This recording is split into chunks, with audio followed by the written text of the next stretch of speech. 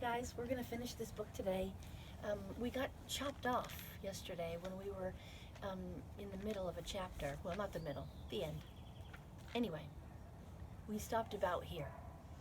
Templeton, asleep in the straw, heard the commotion and awoke. He didn't know exactly what was going on, but when he saw the men shoving Wilbur into the crate, he made up his mind to go along. He watched his chance, and when no one was looking, he crept into the crate and buried himself in the straw at the bottom. "All ready, boys," cried Mr. Zuckerman. "Let's go." He and Mr. Arable and Lurvy and Avery grabbed the crate and boosted it over the side of the pen and up into the truck. Fern jumped aboard and sat on top of the crate.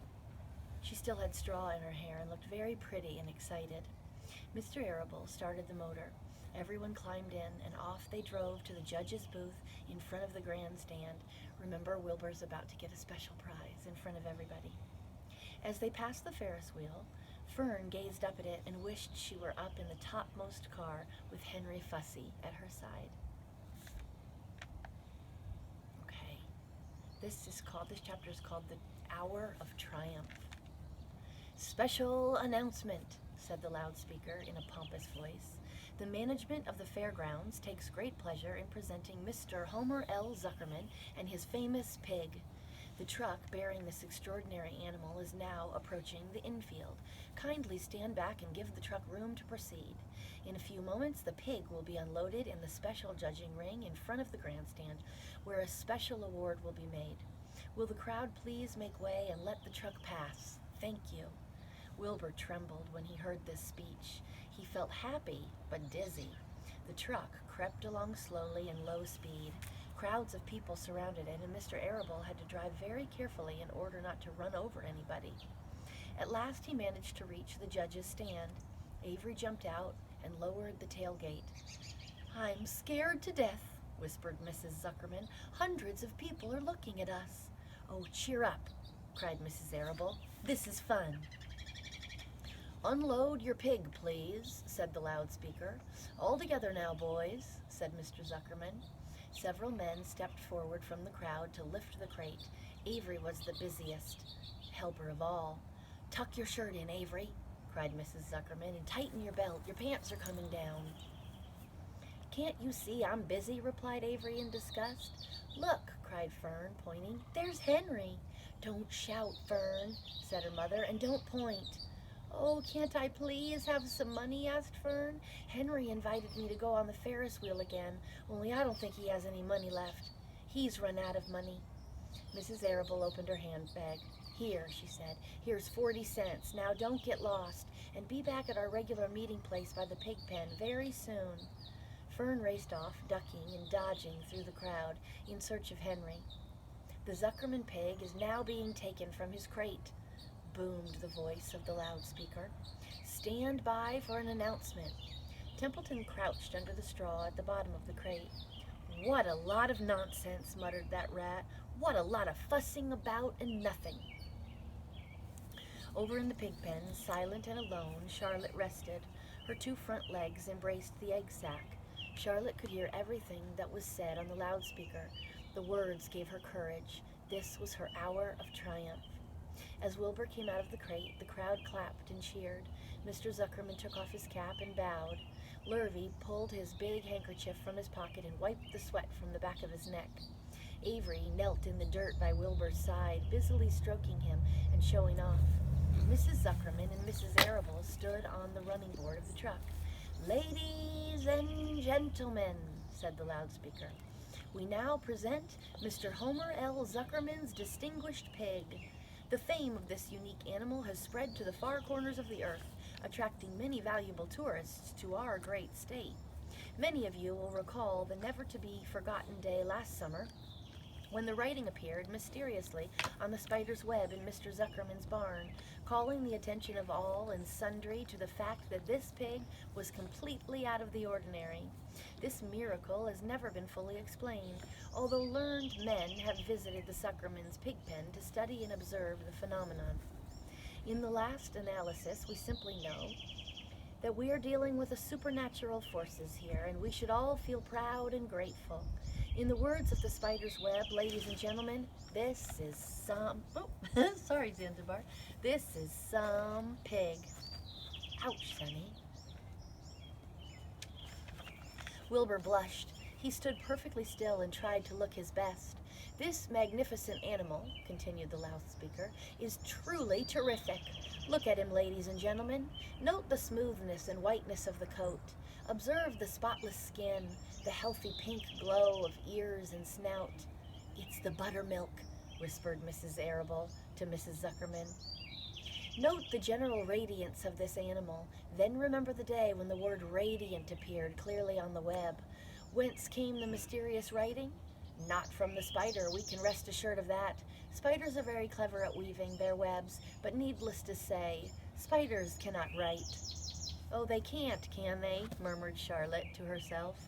Ladies and gentlemen, continued the loudspeaker, I must not take any more of your valuable time.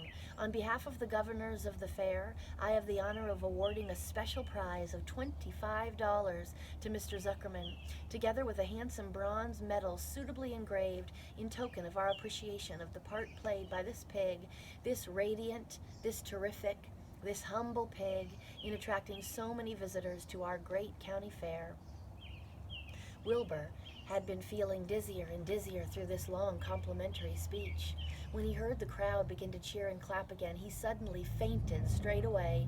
His legs collapsed, his mind went blank, and he fell to the ground unconscious. What's wrong? Asked the loudspeaker. What's going on, Zuckerman? What's the trouble with your pig? Avery was kneeling by Wilbur's head, stroking him. Mr. Zuckerman was dancing about, fanning him with his cap. He's all right, cried Mr. Zuckerman. He gets these spells. He's modest and can't stand praise. Well, we can't have a prize to a dead pig, said the loudspeaker. It's never been done. He isn't dead, hollered Zuckerman. He's fainted. He gets embarrassed easily. Run for some water, Lurvy. Lurvy sprang from the judge's ring and disappeared. Templeton poked his head out from the straw. He noticed that the end of Wilbur's tail was within reach. Templeton grinned. I'll tend to this, he chuckled. He took Wilbur's tail in his mouth and bit it, just as hard as he could bite. The pain revived Wilbur in a flash. He was back on his feet. Ouch! He screamed. Hooray! Yelled the crowd. He's up! The pig's up! Good work, Zuckerman! That's some pig! Everyone was delighted. Mr. Zuckerman was the most pleased of all. He sighed with relief. Nobody had seen Templeton. The rat had done his work well. I'm going to show you a picture, and if you look really closely, you'll see Templeton. Do you see Templeton biting his tail? And there's Avery saying, "Wake up, Wilbur." There's another picture. That must be everybody gathered around while they get the bronze medal. Oh, and there's Wilbur, looking all proud and humble.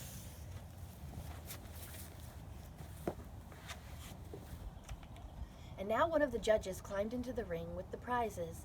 He handed Mr. Zuckerman 2 $10 bills and a $5 bill. Then he tied the medal around Wilbur's neck.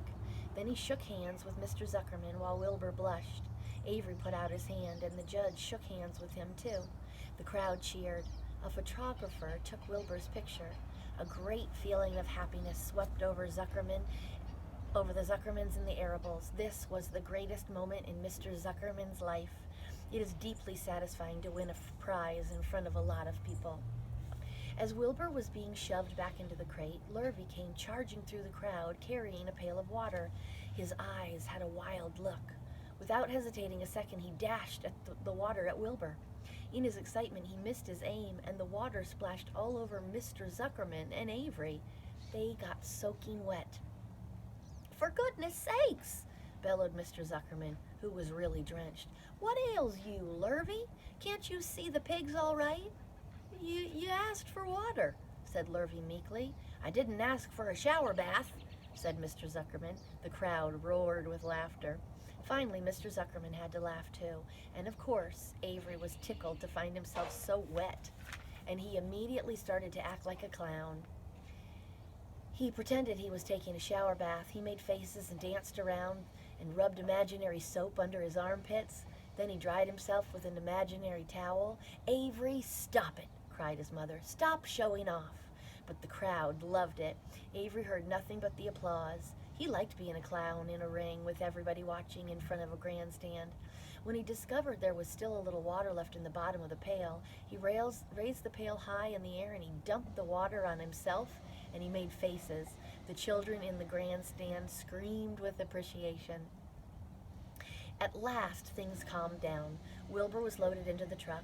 Avery was led from the ring by his mother and placed on the seat of the truck to dry off. The truck, driven by Mr. Arable, crawled slowly back to the pig pen. Avery's wet trousers made a big wet spot on the seat. Chapter 21. Last day. Charlotte and Wilbur were alone. The families had gone to look for Fern. Templeton was asleep. Wilbur lay resting after the excitement and strain of the ceremony. His medal still hung from his neck, but looking out of the corner of his eye, he could see it. "Charlotte," said Wilbur after a while, "why are you so quiet?" "I like to sit still. I've had a rather busy day." "Yes, but you seem so especially tired today. Do you feel all right?" "Well, I am tired, perhaps, but I feel peaceful. Your success in the ring this morning was, to a small degree, my success. Your future is assured. You will live secure and safe, Wilbur. Nothing can harm you now. These autumn days will shorten and grow cold. The leaves will shake loose from the trees and fall. Christmas will come, then the snows of winter.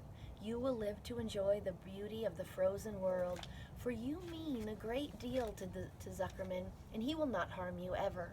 Winter will pass, the days will lengthen, the ice will melt in the pasture pond. The song sparrow will return and sing, the frogs will awake, the warm wind will blow again, and these sights and sounds and smells will be yours to enjoy, Wilbur, this lovely world, these precious days."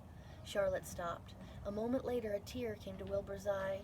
"Oh, Charlotte," he said, "to think that when I first met you I thought you were cruel and bloodthirsty." When he recovered from his emotion, he spoke again. "Why did you do all this for me?" he asked. "I don't deserve it. I've never done anything for you." "You have been my friend," replied Charlotte. "That in itself is a tremendous thing. I wove my webs because I liked you. After all, what's a life anyway? We're born, we live a little while, we die. A spider's life can't help being something of a mess with all this trapping and eating flies. By helping you, perhaps I was trying to lift up my life a trifle. Heaven knows anyone's life can stand a little of that." "Well," said Wilbur, "I'm no good at making speeches. I haven't got your gift for words. But you have saved me, Charlotte, and I would gladly give my life for you. I really would." "I'm sure you would, and I thank you for your generous sentiments." "Charlotte," said Wilbur, "we're all going home today. The fair is almost over. Won't it be wonderful to be back home in the barn cellar again with the sheep and the geese? Aren't you anxious to get home?" For a moment Charlotte said nothing. Then she spoke in a voice so low Wilbur could hardly hear the words. "I will not be going back to the barn," she said. Wilbur leapt to his feet. "Not going back? Charlotte, what are you talking about?" "I'm done for," she replied. "In a day or two, I'll be dead. I haven't even strength enough to climb down into the crate. I doubt if I have enough milk to spin my spinnerets to lower me to the ground." I meant silk, not milk. Hearing this, Wilbur threw himself down in agony and pain and sorrow. Great sobs racked his body. He heaved and grunted with desolation. "Charlotte," he moaned. "Charlotte, my true friend." "Come now, let's not make a scene," said the spider. "Be quiet, Wilbur. Stop thrashing about." "But I can't stand it," shouted Wilbur. "I won't leave you here alone to die. If you're going to stay here, I shall stay too." "Don't be ridiculous," said Charlotte. "You can't stay here. Zuckerman and Lurvy and John Arable and the others will be back any minute now, and they'll shove you into the crate and away you'll go. Besides, it wouldn't make any sense for you to stay. There would be no one to feed you. The fairgrounds will soon be empty and deserted." Wilbur was in a panic. He raced round and round the pen. Suddenly he had an idea. He thought of the egg sack and the 514 little spiders that would hatch in the spring. If Charlotte herself was unable to go home to the barn, at least he must take her children along. Wilbur rushed to the front of his pen. He put the front feet up on the top board and he gazed around. In the distance, he saw the Arables and the Zuckermans approaching. He knew he would have to act quickly. "Where's Templeton?" he demanded. "He's in that corner under the straw, asleep," said Charlotte. Wilbur rushed over, pushing his strong snout under the rat and tossed him into the air. "Templeton!" screamed Wilbur. "Pay attention!" The rat, surprised out of a sound sleep, looked first dazed, then disgusted. "What kind of monkey shine is this?" he growled. "Can't a rat catch a wink of sleep without being rudely popped into the air?" "Listen to me," cried Wilbur. "Charlotte is very ill. She has only a short time to live. She cannot accompany us home because of her condition. Therefore, it is absolutely necessary that I take her egg sack with me. I can't reach it, and I can't climb. You are the only one that can get it. There's not a second to be lost. The people are coming. They'll be here in no time. Please, please, please, Templeton, climb up and get that egg sack." The rat yawned. He straightened his whiskers. Then he looked up at the egg sack. "So," he said in disgust, "so it's old Templeton to the rescue again, is it? Templeton do this, Templeton do that. Templeton, please run down to the dump and get me a magazine clipping. Templeton, please lend me a piece of string so I can spin a web." "Oh, hurry," said Wilbur. "Hurry up, Templeton." But the rat was in no hurry. He began imitating Wilbur's voice. "So it's hurry up, Templeton, isn't it? And ho, ho, and what thanks do I ever get for these services, I would like to know? Never a kind word for old Templeton." "Templeton," said Wilbur in desperation, "if you don't stop talking and get busy, all will be lost, and I will die of a broken heart. Please climb up." Templeton lay back in the straw. Lazily, he placed his forepaws behind his head and crossed his knees in an attitude of complete relaxation. "Die of a broken heart?" he mimicked. "How touching. My. I notice that it's always me you come to when you're in trouble. Who cares anything about old Templeton?" "Get up," screamed Wilbur. "Stop acting like a spoiled child." Templeton grinned and laid still. "Who made trip after trip to the dump?" he asked. "Why, it was old Templeton. Old Templeton, has it never occurred to you that I'm sick of running errands? What do you think I am, anyway, a rat of all work?" Wilbur was desperate.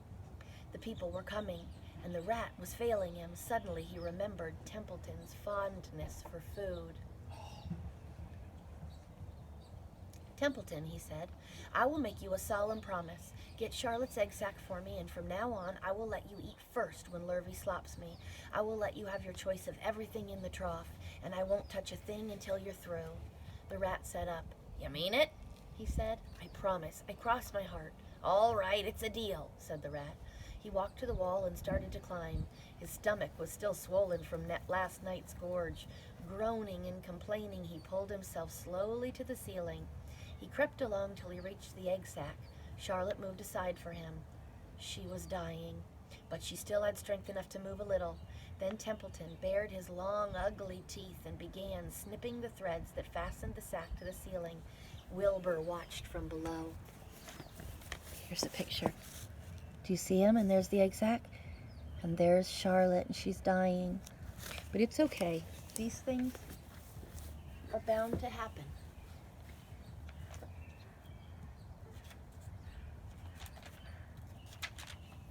"Use extreme care," he said. "I don't want a single one of those eggs harmed." But Templeton worked away at the job and managed to cut the sack to drift and carry it to the ground, where he dropped it in front of Wilbur. Wilbur heaved a great sigh of relief. "Thank you, Templeton," he said. "I will never forget this as long as I live." "Neither will I," said the rat, picking his teeth. "I feel as though I'd eaten a spool of thread. Well, home we go." Templeton crept into the crate and buried himself in the straw. He got out of sight just in time. Lurvy and John Arable and Mr. Zuckerman came along at that moment, followed by Mrs. Arable and Mrs. Zuckerman and Avery and Fern. Wilbur had already decided how he would carry the egg sack. There was only one way possible. He carefully took the little bundle in his mouth and held it there on top of his tongue. He remembered what Charlotte had told him. The sack was waterproof and strong. It felt funny on his tongue and made him drool a bit, and of course he couldn't say anything. But as he was being shoved into the crate, he looked up at Charlotte and gave her a wink. She knew he was saying goodbye in the only way he could, and she knew her children were safe. "Goodbye," he whispered. Then she summoned all her strength and waved one of her front legs at him. She never moved again. Next day, as the Ferris wheel was being taken apart and the racehorses were being loaded into the vans and the entertainers were packing up their belongings and driving away in their trailers, Charlotte died. The fairgrounds were soon deserted. The sheds and buildings were empty and forlorn. The infield was littered with bottles and trash. Nobody of the hundreds of people that had visited the fair knew that a gray spider had played the most important part of all. No one was with her when she died. Here's our last chapter, you guys. It's called The Warm Wind. And so Wilbur came home to his beloved manure pile in the barn cellar. His was a strong homecoming. Around his neck he wore a Medal of Honor. In his mouth he held a sack of spider eggs. There is no place like home, Wilbur thought, as he placed Charlotte's 514 unborn children carefully in a safe corner. The barn smelled good. His friends, the sheep and the geese, were glad to see him back. The geese gave him a noisy welcome. Congratulations, they cried. Nice work. Mr. Zuckerman took the medal from Wilbur's neck and hung it on a nail over the pig pen where visitors could examine it. Wilbur himself could look at it whenever he wanted to. In the days that followed, he was very happy. He grew to a great size. He no longer worried about being killed, for he knew that Zuckerman would keep him as long as he lived. Wilbur often thought of Charlotte. A few strands of her old web still hung in the doorway. Every day Wilbur would stand and look at the torn, empty web, and a lump would come to his throat. No one had ever had such a friend, so affectionate, so loyal, and so skillful. The autumn days grew shorter. Lurvy brought the squashes and pumpkins in from the garden and piled them on the barn floor where they wouldn't get nipped on frosty nights. The maples and birches turned bright colors, and the wind shook them, and they dropped their leaves one by one on the ground. Under the wild apple trees in the pasture, the red little apples lay thick on the ground, and the sheep gnawed them, and the geese gnawed them, and the foxes came in the night and sniffed them. One evening just before Christmas, snow began falling. It covered house and barn and fields and woods. Wilbur had never seen snow before. When morning came, he went out and plowed the drifts in the yard just for the fun of it. Fern and Avery arrived dragging a sled. They coasted down the lane and out onto the frozen pond in the pasture. "Coasting is the most fun there is," said Avery. "The most fun," retorted Fern, "is when the Ferris wheel stops and Henry and I are in the top car and Henry makes the car swing and we can see everything for miles and miles and miles." "Goodness, are you still thinking about that old Ferris wheel?" said Avery in disgust. "That fair was weeks and weeks ago." "I think about it all the time," said Fern, picking snow from her ear. After Christmas, the thermometer dropped to 10 below zero. Cold settled on the world. The pasture was bleak and frozen. The cows stayed in the barn all the time now, except on sunny mornings when they went out and stood in the barnyard in the lee of the straw pile.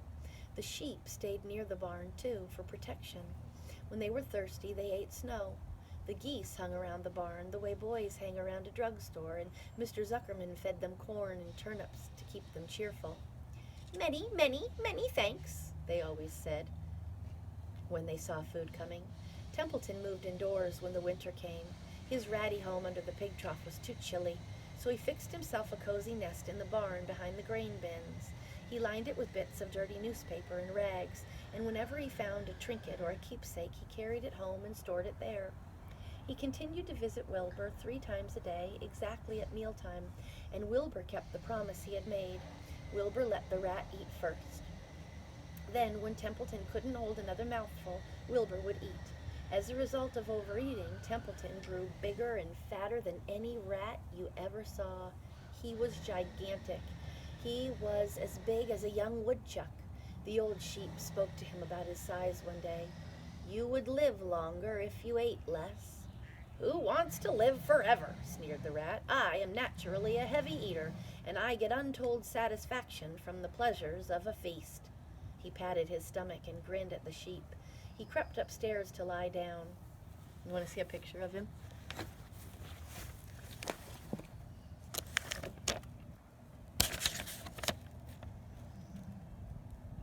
There he is. Pretty fat, huh?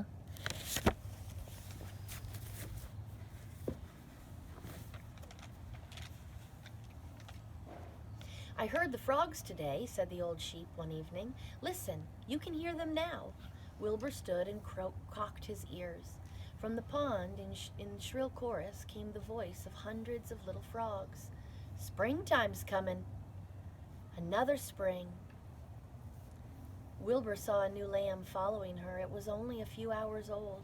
The snow melted and ran away. The streams and ditches bubbled and chattered with rushing water. A sparrow with a streaky breast arrived and sang. The light strengthened. The mornings came sooner. Almost every morning there was another new lamb in the sheepfold. The goose was sitting on 9 eggs. The sky seemed wider and warm wind blew. The last remaining strands of Charlotte's old web floated away and vanished. One fine, sunny morning after breakfast, Wilbur stood watching his precious egg sack. He wasn't thinking of anything much as he stood there. He noticed something move. He stepped closer and stared. A tiny spider crawled from the sack. It was no bigger than a grain of sand, no bigger than the head of a pin. Its body was gray with a black stripe underneath. Its legs were gray and tan. It looked just like Charlotte. Wilbur trembled all over when he saw it. The little spider waved at him. Then Wilbur looked more closely. 2 more little spiders crawled out and waved. They climbed round and round on the egg sack, exploring their new world. Then 3 more little spiders, then 8, then 10. Charlotte's children were here at last. Wilbur's heart pounded. He began to squeal. Chris, will you come make sure it's still working? Then he raced in circles, kicking manure into the air. Then he turned a backflip. Then he planted his front feet and came to a stop in front of Charlotte's children. Hello there, he said. The first spider said hello, but his voice was so small Wilbur couldn't hear it. I'm a friend of your mother's, said Wilbur. I'm glad to see you. Are you all right? Is everything all right? The little spiders waved their forelegs at him. Wilbur could see by the way they acted that they were glad to see him. Is there anything I can get you? Is there anything you need? The young spiders just waved. For several days and several nights they crawled here and there and up and down and about, waving at Wilbur, trailing little drag lines behind them and exploring their home. There were dozens and dozens of them. Wilbur couldn't count them, but he knew that he had a great many new friends. They grew quite rapidly. Soon each was as big as a BB shot. They made tiny webs near the sack. Then came a quiet morning when Mr. Zuckerman opened the door on the north side. A warm draft of rising air blew softly through the barn cellar. The air smelled of damp earth, of the spruce woods, of the sweet springtime. The baby spiders felt the warm updraft. One spider climbed to the top of the fence. Then it did something that came as a great surprise to Wilbur. The spider stood on its head, pointed its spinnerets in the air, and let loose a cloud of fine silk. The silk formed a balloon. As Wilbur watched, the spider let go of the fence and rose into the air. Goodbye, it said as it sailed through the doorway. Wait a minute, screamed Wilbur. Where do you think you're going? But the spider was already out of sight. Then another baby spider crawled to the top of the fence, stood on its head, made a balloon, and sailed away. Then another spider, then another. The air was soon filled with tiny balloons, each balloon carrying a spider. Wilbur was frantic. Charlotte's babies were disappearing at a great rate. See the picture? There they go, flying away. Just like Charlotte's cousin she was telling you about. Come back, children, he cried. Goodbye, they all called. Goodbye. At last, one spider took time enough to stop and talk to Wilbur before making its balloon. We're leaving here on the warm updraft. This is our moment for setting forth. We are aeronauts, and we are going out into the world to make webs for ourselves. But where? Asked Wilbur. Wherever the wind takes us, high, low, near, far. We take the breeze. We go as we please. Are all of you going? Asked Wilbur. You can't all go. I would be left alone with no friends. Your mother wouldn't want that to happen, I'm sure. The air was now so full of balloonists that the barn cellar looked almost as though a mist had gathered. Balloons by the dozen were rising, circling, and drifting away through the door, sailing off on the gentle winds. cries of goodbye, goodbye came weakly to Wilbur's ears. He couldn't bear to watch any more. In sorrow, he sank to the ground and closed his eyes. This seemed like the end of the world, to be deserted by Charlotte's children. Wilbur cried himself to sleep. When he woke in the late afternoon, he looked at the egg sack. It was empty. He looked into the air. The balloonists were gone. Then he walked drearily to the doorway where Charlotte's web used to be. He was standing there thinking of her when he heard a small voice. "Salutations," it said. "I'm up here." "So am I," said another tiny voice. "So am I," said a third voice. "Three of us are staying. We like this place, and we like you." Wilbur looked up. At the top of the doorway, 3 small webs were being constructed. On each web, working busily, was one of Charlotte's daughters. Here's another one. Guys, that's such happy news, isn't it? Makes you almost want to cry. "Can I take this to mean," asked Wilbur, "that you have definitely decided to live here in the barn cellar and that I am going to have 3 friends?" "You can indeed," said the spiders. "What are your names, please?" asked Wilbur, trembling with joy. "I'll tell you my name," replied the first little spider, "if you'll tell me why you're trembling." "I'm trembling with joy," said Wilbur. "Then my name is Joy," said the first spider. "What was my mother's middle initial?" asked the second spider. "A," said Wilbur. "Then my name is Arania," said the spider. "How about me?" asked the third spider. "Will you just pick out a nice, sensible name for me? Something not too long, not too fancy, and not too dumb?"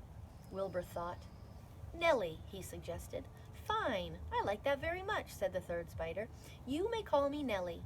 She daintily fastened her orb line to the next spoke of the web. Wilbur's heart brimmed with happiness. He felt that he should make a short speech on this very important occasion. "Welcome to the barn cellar. You have chosen a hollowed doorway from which to string your webs. I think it is only fair to tell you that I was devoted to your mother. I owe my very life to her. She was brilliant, beautiful, and loyal to the end. I shall always treasure her memory. To you, her daughters, I pledge my friendship forever and ever." "I pledge mine," said Joy. "I do too," said Arania. I don't know how to say that. "And so do I," said Nellie, who had just managed to catch a small gnat. It was a happy day for Wilbur, and many more happy, tranquil days followed. As time went on, and the months and years came and went, he was never without friends. Fern did not come regularly to the barn any more. She was growing up and was careful to avoid childish things like sitting on a milk stool near a pig pen. But Charlotte's children and grandchildren and great-grandchildren year after year lived in the doorway. Each spring there were new little spiders hatching out to take the place of the old. Most of them sailed away on their balloons, but always 2 or 3 stayed and set up housekeeping in the doorway. Mr. Zuckerman took fine care of Wilbur all the rest of his days, and the pig was often visited by friends and admirers, for nobody ever forgot the year of his triumph and the miracle of the web. Life in the barn was very good, day and night, winter and summer, spring and fall, days bright and days dull. It was the best place to be, thought Wilbur, this warm, delicious cellar with the geese and the changing seasons and the heat of the sun, the passage of swallows, the nearness of rats, the sameness of sheep, the love of spiders, the smell of manure, and the glory of everything. Wilbur never forgot Charlotte. Although he loved her children and grandchildren dearly, none of the new spiders ever quite took her place in his heart. She was in a class by herself. It is not often that someone comes along who is a true friend and a good writer. Charlotte was both. The end. That was wonderful. Thank you for sharing it with me. Bye.